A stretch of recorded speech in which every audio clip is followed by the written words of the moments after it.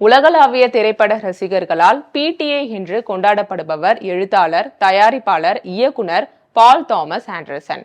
இதுவரை எடுத்த 9 படங்களுக்கு 11 ஆஸ்கர் பரிந்துரைகள், 3 கோல்டன் குளோப் என இவருடைய திரை சாதனைகள் பட்டியல் பெரிது. 1990 வெளியான தாமஸ் பின்சனின் வைன்லேண்ட் என்கிற நாவலை அடிப்படையாக கொண்டு எழுதி தயாரித்து ஒன் பேட்டில் ஆஃப்டர் அனதர் படத்தை இயக்கியிருக்கிறார் பால். போராளிகள் குழுவின் உளவியல், அதிகாரத்தின் வீச்சு, மத ரீதியான ரகசிய குழு, புலம்பெயர் அகதிகளின் நிலையற்ற வாழ்வு ஆகிய தீவிரமான கருப்பொருட்களை நகைச்சுவை கலந்து இலகுவாக ஒரு வணிக சினிமாவின் உள்ளடக்கத்தில் வெகு அழகாக கட்டமைத்திருக்கிறார் இயக்குனர் பால்.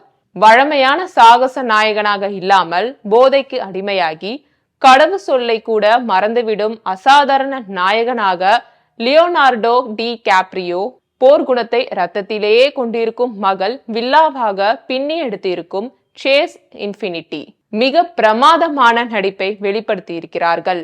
மிகவும் குறிப்பிட்டு பாராட்டப்பட வேண்டியவர் படத்தில் மறக்க முடியாத வில்லனாக இறுக்கமான முகம் மற்றும் வினோதமான உடல் மொழியுடன் நம்மை பல காட்சிகளில் சிரிக்க வைத்துவிடும் லாக்ஜா வேடத்தில் பிரமாதப்படுத்தி இருக்கும் நடிகர், இயக்குனர் ஷான் பென்.